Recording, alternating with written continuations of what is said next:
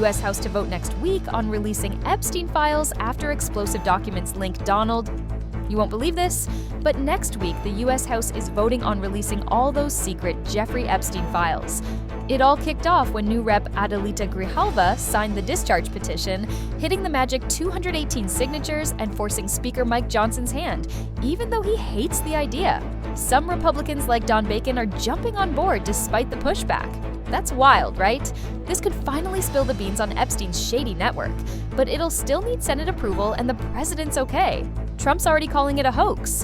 Why not just go ahead and release the full files on Epstein, get this all over with?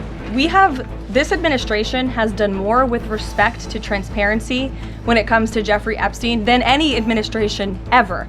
In fact, this administration, the Department of Justice, has turned over tens of thousands of documents to the American people.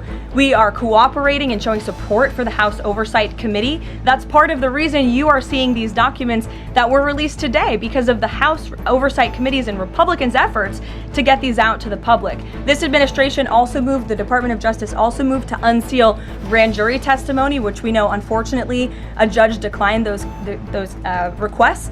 So this administration has done more than any, and it just shows how this is truly a manufactured hoax by the Democrat Party.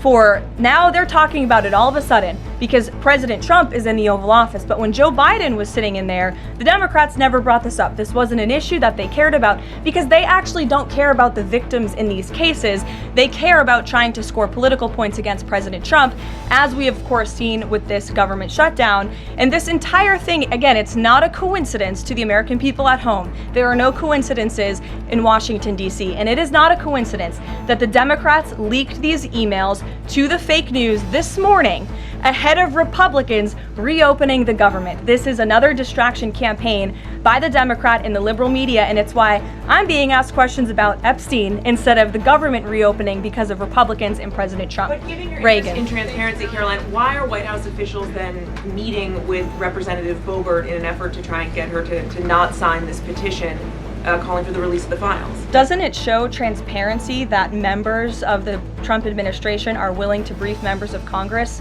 whenever they please? Doesn't that show our level of transparency?